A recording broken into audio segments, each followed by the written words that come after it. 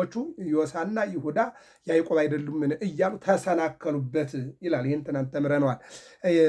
ዘሜትኮ ለጳውሎስ ጳውሎስን የመለስከው ይልና በሂሩትከ በደግነትህ በቸርነትህ ይልቁንም በአምላክነትህ ወሊተኒ ለገብርከ ሚጠኒ አገልጋይህን ወሊተኒ ለገብረ እኔንም አገልጋይህን ወደ ቤት መልሰኝ።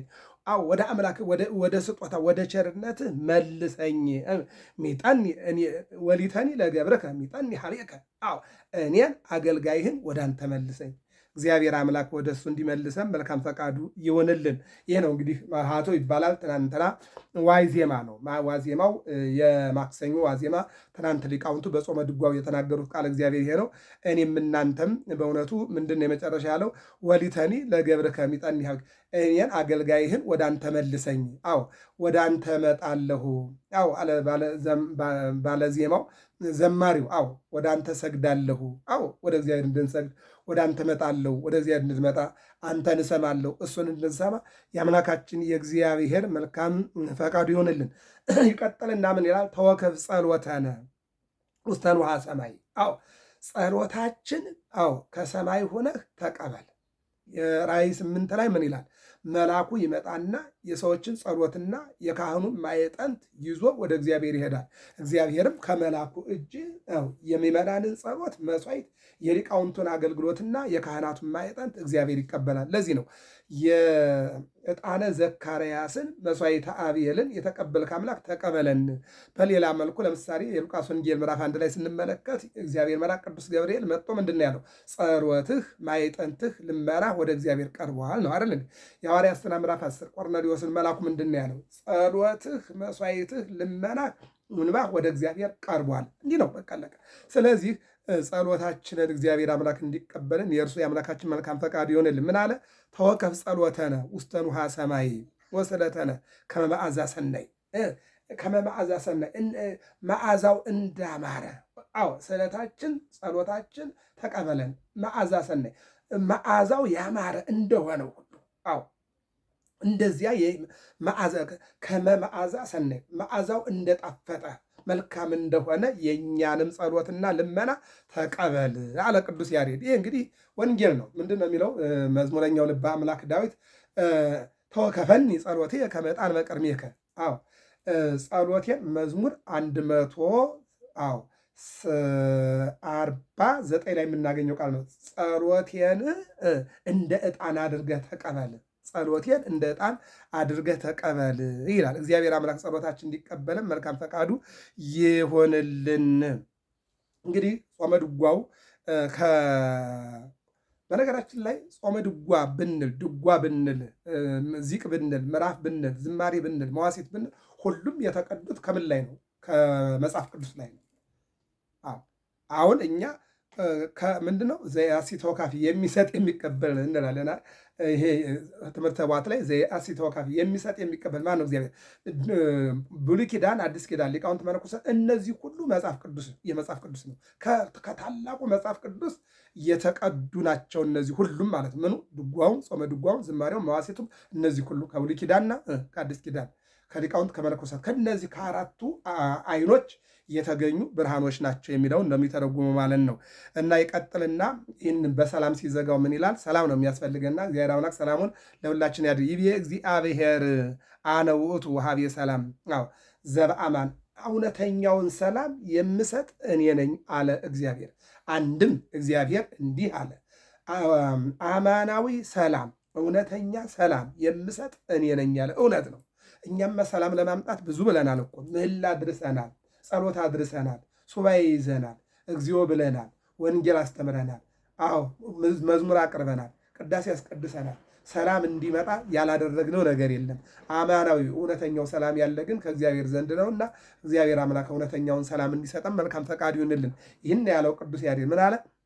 ይቤ እግዚአብሔር አነ ውእቱ ወሀቤ ሰላም ዘበአማን ወገበርከ ወርሃ በዕድሜሁ ወከዋክብት ዘበዘመዱ ፀሐይኒ አይመረ ምዕራቢሁ። ይቤ እግዚአብሔር አነ ውእቱ ወሀቤ ሰላም፣ ሰላምን የምሰጥ እኔ ነኝ ያለ እግዚአብሔር ይልና አማናዊ ሰላም የምሰጥ እኔ ነኝ ካለ በኋላ ወገበርኩ ወርሃ በዕድሜሁ፣ አዎ ወገበርከ ወርሃ በዕድሜሁ፣ አዎ ወራትን በየሰዓቱ የሚያፈራርቅ የሚሰጥ ወር ስንል ለምሳሌ ጨረቃን ከዋክብትን ምንድን ነው? ፀሐይ ጸልመ ወርህ ደመ ኮነ። ፀሐይ ጸልመ፣ ፀሐይ ጨለመ፣ ወርህ ደመ ኮነ። ጨረቃ ደግሞ ደም መሰለ ይላል። ወር ምን ይሆናል? ጨረቃ ይሆናል ማለት ነው በአንድ ትርጉም። በሌላ ትርጉም ወገበርከ ወርሃ በዕድሜሁ፣ ወራትን 12 ወራት ነው። ወርን በሰዓቱ ያመጣህ አንተ ነህ ወይም የሰራህ አንተ ነህ የሚለውን ነው።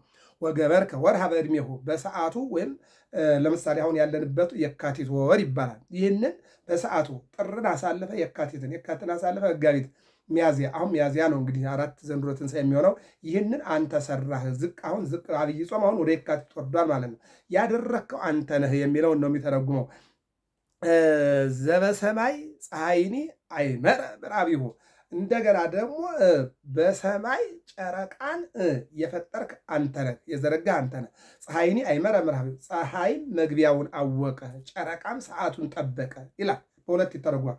ወር የሚለው ጨረቃን ያመጣል። ወር የሚለው ደግሞ ወሩን 30 ቀንን ያመጣል። ግን ምን ይላል እዚህ? ወርንም የሰራህ አንተ ነህ። እንደገና ጨረቃን በሰማይ የዘረጋህ አንተ ነህ። እንደገና ደግሞ ፀሐይኒ አይመረ ምዕራቢሁ፣ ፀሐይም መግቢያውን አወቀ። አዎ ጨረቃም እንዲወጣ እንዲገባ፣ ፀሐይም እንዲወጣ እንዲገባ፣ ከዋክብትም እንዲወጡ እንዲገቡ የምታደርግ አንተ ነህ። አንተ ይቤ እግዚአብሔር እንዲህ አለ፣ አነ ውእቱ ወሀቤ ሰላም ዘበአማን፣ እውነተኛውን ሰላም የምሰጥ እኔ ነኝ አለ ይላል። እግዚአብሔር አምላክ እውነተኛውን ሰላም ለሀገራችን ለኢትዮጵያ እንዲሰጥልን መልካም ፈቃድ ይሁንልን። እሺ ወደ ማክሰኞ እዝል እንሄድና 2 ነገሮች ተናግረን እንጨርሰዋለን። ምን ይላል የዛሬው እዝል? በሃ በልዋ ተሳለምዋ። በሃ ምን በሃ ቅድስት ቤተ ክርስቲያን። አዎ ቅዳሴ ስንገባ የምንለው ይህን ነው አይደለ? በሃ በልዋ ተሳለምዋ። አዎ ቤተ ክርስቲያንን ሰላም በሏት፣ ተሳለሟት። አዎ በሃ በልዋ ተሳለምዋ። አዎ ጊሱ ሀቢሃ፣ ወደ ቤተ ክርስቲያን ገስግሱ፣ በሃኪ በሏት፣ ሰላም በሏት ማለት ነው። በዚህ በአብይ ጾም ጧት ቤተ ክርስቲያን እየሄዳችሁ ቤተ ክርስቲያንን ሰላም በሏት፣ እመቤታችን ሰላም በሏት። አዎ ቤተ ክርስቲያንን ተሳለሟት።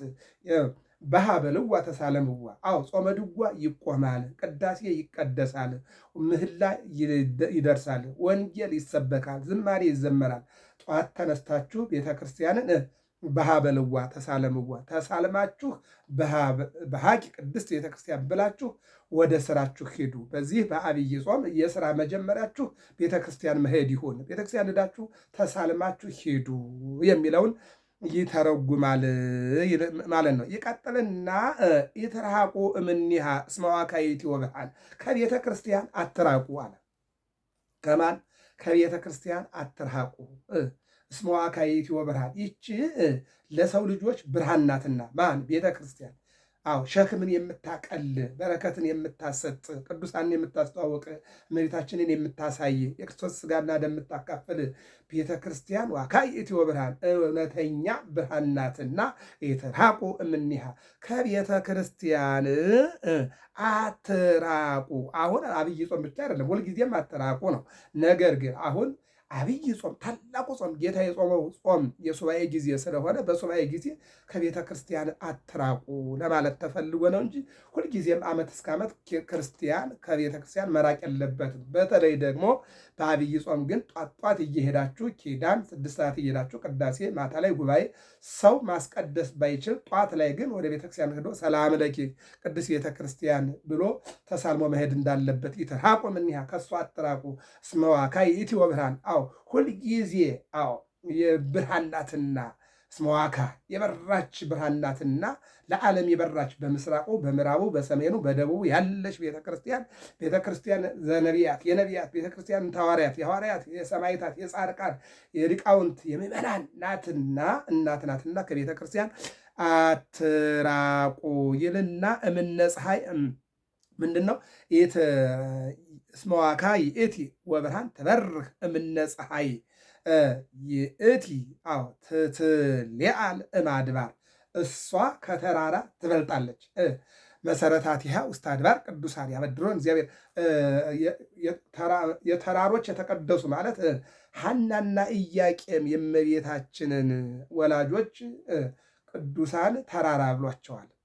ከነዚህ ከቅዱሳን የተገኘችው ደግሞ እመቤታችን ደግሞ ከሁሉ በላይ ናት ይልና ከተራራ ቅዱሳን ተራሮች ናቸው። የአቢ ክብራ ለማርያም ኩሎም ቅዱሳን፣ ከቅዱሳን ክብር ይልቅ የእመቤታችን ክብር ይበልጣል የሚለውን ይተረጉማል ማለት ነው። ይህንን ነው የሚናገረው። ምናል ዋካ ይእቲ ወብርሃን ትበርህ እምነ ፀሐይ ይእቲ ትትሌአል እማድባር ታቦተ ሕጉ ለንጉሥ አብይ። ለታላቁ እግዚአብሔር ታቦተ ሕጉ የሕጉ ማደሪያ ናት። ታቦት የጽላት ማደሪያ ነው። ጽላት ደግሞ የቃሉ ነው። እመቤታችን ሰውነቷ ታቦት ነው። ማኅፀኗ አምላክን የተሸከመ ደግሞ መቅደስ ነው ማለት ጽላት ነው ማለት ነው። ስለዚህ ታቦተ ሕጉ ለንጉሥ አብይ፣ ለታላቁ ንጉሥ ለእግዚአብሔር ታቦት የሕጉ ታቦት ናትና ሕግ አንድ ጊዜ የተሰራ ነው። እመቤታችንም የአምላክ እናት ሆና ቅድመ ዓለም በአምላክ ሕሊና ትታሰብ ነበር። ድኅረ ዓለም አምላክን ጸንሳ ወልዳለች። ከዓለም ፍጻሜም ሁልጊዜ የአምላክ እናት ናት። ሕጉ አንድ ጊዜ የሕጉ ማደሪያ ሆናለችና የሚለውን ይተረጉማል ማለት ነው። እምነ ኩሉ ሕዝብ አብይ ደብተራ ፍጽምት እምኩሉ ሕዝብ ትሄሉ ማእከሌክሙ ምንድነው? ደብተራ ፍጽምት ፍጽምት ደብተራ ፍጽምት ዘጳውሊ ፈለሰት እንዘይበል ሀበይ ይበል ያለ ይሄ የነሐሴ ቃለ እግዚአብሔር 16 ላይ ደብተራ ፍጽምት ይሆነች። ለምሳሌ ደብተራ ድንኳን ነው አይደል? ደብተራ እመቤታችን ናት። ድንኳን ስንል የአብርሃም ድንኳን እመቤታችን ነው አለ። በድንኳኑ ማን አድሯል? ጌታ አድሯል። ጌታ አብ፣ ወልድ፣ መንፈስ ቅዱስ በድንኳን ገብተዋል። ደብተራ እመቤታችን ናት። በሌላ ደብተራ እመቤታችን ስንል ደግሞ ጌታ ከድንግል ማርያም ተጸንሶ አንድም ተወልዶ በሌላ መልኩ ጡቷን ሲጠባ ተገኝቷል ማለት ነው። እና ምን አለ? ደብተራ ፍጽምት እመኩሉ ሕዝብ ተሐሉ ማእከሌክሙ ወንድሞቼ እመቤታችን ከእናንተ ጋር ትኑር አለ። ትኑር የእመቤታችን የቅድስት ድንግል ማርያም አማላጅነት ከኛ ጋር እንዳይለይ የእግዚአብሔር የአምላካችን መልካም ፈቃዱ ይሆንልን። ይህንን ነው የሚናገረው ማለት ነው። የዛሬው ጾመ ድጓ የሚናገረው ይህን ምንድነው? ደብተራ ፍጽምት ፍጹም የሆነች እናታችን የአምላክ ማደሪያ የሆነች እመብርሃን ድንግል ማርያም ተሐሉ ማእከሌክሙ ወዳጆች ሆይ ከእናንተ ጋር ትኖራለች። አንድም ትኑር አለ። ስመር እግዚኦ ከመ ታድነኒ ታድነኝ ዘንድ ውደድ። እመቤታችን ከኛ ጋር ሁልጊዜ እንድትኖር ፍቀድ፣ ውደድ ይላል። ሌላው እስመ ለዓለሙ የሚባለው ነው። ቃለ እግዚአብሔር ምን ይላል? እምነ በሃ ቅድስት ቤተ ክርስቲያን ስርጉት አረፋቲሃ ወስዕልት በእንቆጳዝዮን እምነ በሃ ቅድስት ቤተ ክርስቲያን ብሎ እስመ ለዓለሙን ያመጣዋል። ምን ማለት ነው? እምነ በሃ ቅድስት ቤተ ክርስቲያን ቅድስት ቤተ ክርስቲያን እናታችን በጊዜውም ያለ ጊዜውም እምንሳለምሽ የክርስቶስን ማይገቦ ያገኘንብሽ የክርስቶስን ደሙን የጠጣንብሽ ስጋውን የበላንብሽ ይልቁንም ደግሞ ከእሱ ጋር የምንገናኝብሽ ሕፃናት፣ ወጣቶች፣ አረጋውያን፣ ሊቃውንት፣ ካህናት አብረው ተባብረው የሚያገለግሉባትን ቤተክርስቲያን እምነበሃ እምነበሃ እናታችን እንበላት። ቅድስት ቤተክርስቲያን ቅድስት ቤተክርስቲያንን እናታችን እንበላት። እናታችን ናት። ወላጃችን አስገኛችን ናት።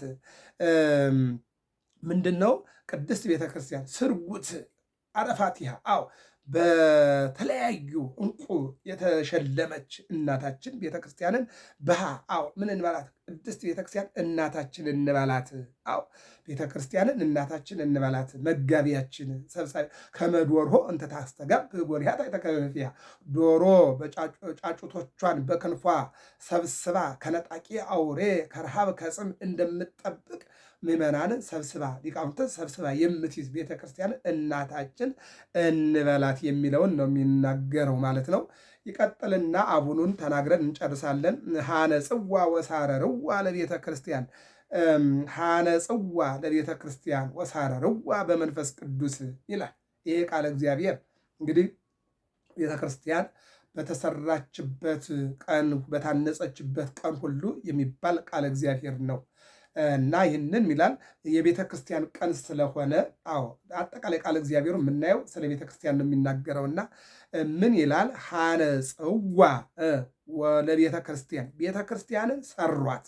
አዎ ቤተ ክርስቲያን ስንል ሶስት ነው። ቤተ ክርስቲያን አንድ ዓለም ነው። ዓለም የእግዚአብሔር ቤተ ክርስቲያን ነው። አለቀ። ከላይ ጣራው ሰማይ መሰረቱን መሬት አደረገና ዓለምን ፈጠረ እግዚአብሔር። ቤተክርስቲያን ማለት ነው። በውስጧ ስነ ፍጥረትን አስቀመጠ ማለት ነው። ስለዚህ ሁለተኛው ደግሞ ህንፃ ቤተ መቅደስ፣ ይሄ ከድንጋይ ከሸክላ ከመደበር የምንሰራው ነው። ሶስተኛው የኛ ሰውነት። አዎ የኛ ሰውነት ቤተክርስቲያን የእግዚአብሔር